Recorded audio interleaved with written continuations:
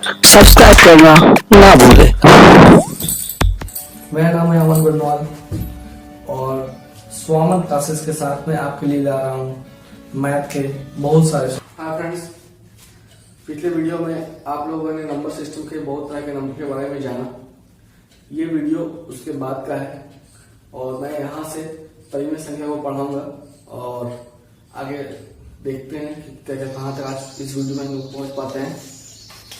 तो आज का टॉपिक है परिमेय संख्या, रेशनल नंबर। तो रेशनल नंबर क्या होता है? रेशनल नंबर हमेशा p बाई क्यू के फॉर्म में होता है। p by Q. अब ये p और q क्या है? तो ये p और q इंटीजर है। कैसे इंटीजर? तो इंटीजर तीन तरह के होते हैं, एक नेगेटिव, एक पॉजिटिव और एक जीरो। तो इसमें दो कंडीशन है। पहला, where p and q are integers and q is not equal to 0। इसका क्या मतलब है कि p और q जब भी होगा तो एक नंबर होगा, इंटीजर का पूर्णांक होगा। 1, 2, 3, 5, 7, -2, -3 कुछ भी हो सकता है, लेकिन q कभी जीरो नहीं होगा। तो इसका एग्जांपल क्या होगा? 5/7 29/3 -17/2 7/6। ये सारे क्या है? ये सारे रेशनल नंबर के एग्जांपल है। इसमें किसी में भी q जीरो नहीं है। और इसमें इसका जो स्टैंडर्ड फॉर्म है, स्टैंडर्ड फॉर्म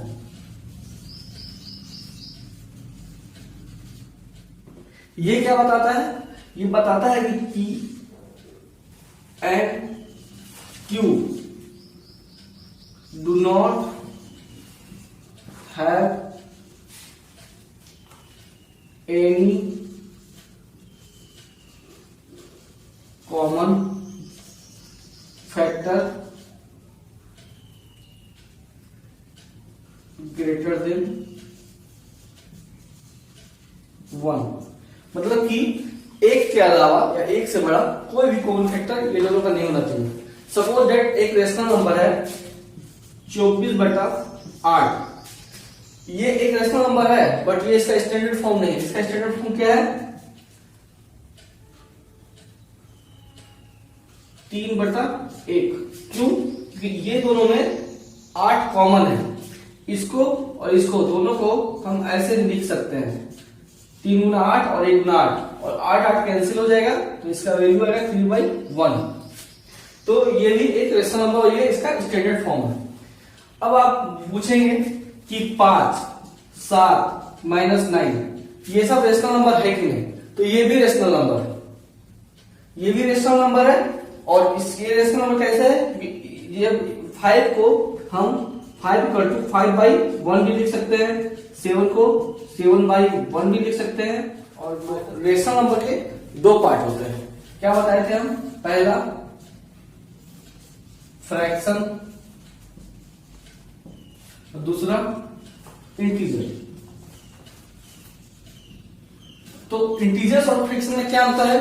तो जिसमें दोनों p बाई क्यू के फॉर्म में ही होता है, दोनों ये भी और ये भी।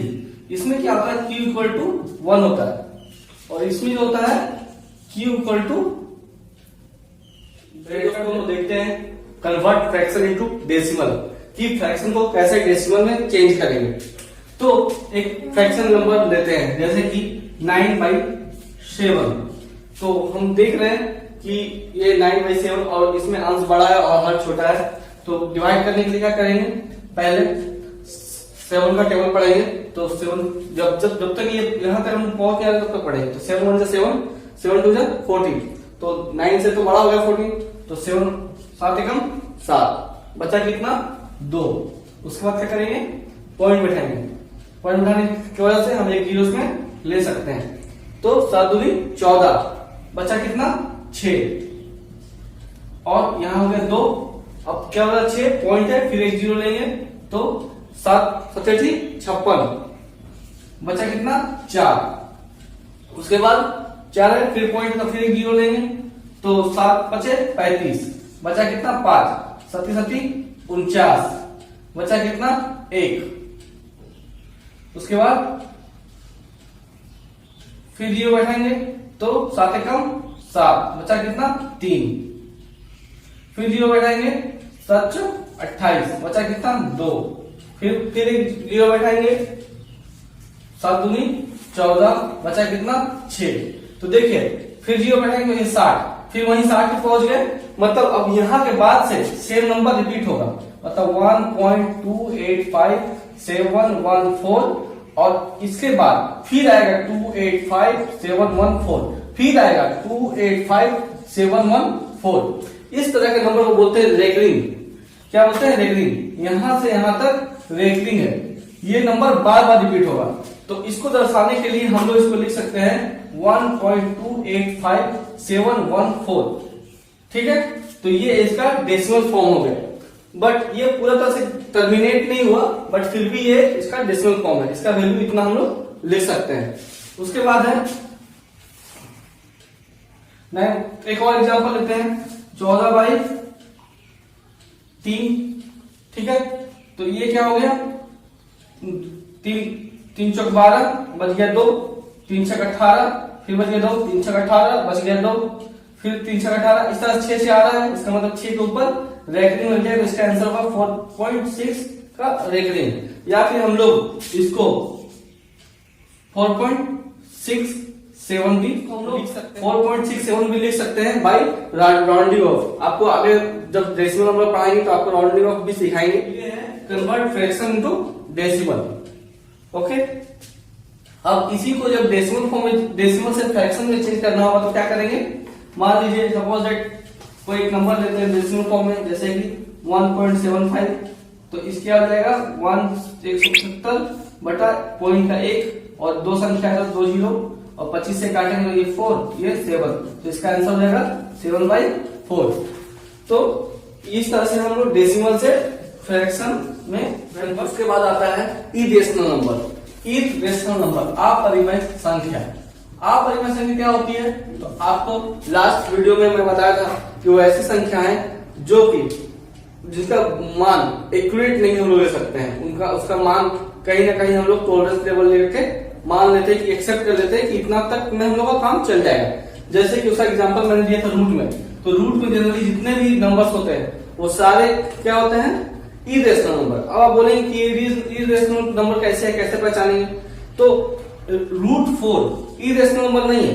क्यों? क्योंकि जब इसको हम सॉल्व करेंगे तो इसका वैल्यू 2 आता है, लेकिन वैसे नंबर जिसका रूट उसको सॉल्व करने से हटेगा नहीं, जैसे √3, √5, √6, √7, √8, उसके बाद और जैसे कि √137, इसका रूट नहीं हटेगा। ये रूट का जब मान हटेगा तो पॉइंट के बाद कुछ वैल्यू आएगा जो कि नॉन टर्मिनेटिंग होगा, और ना ही टर्मिनेटिंग होगा, ना ही रेकरिंग होगा। तो कैसे चेक करेंगे?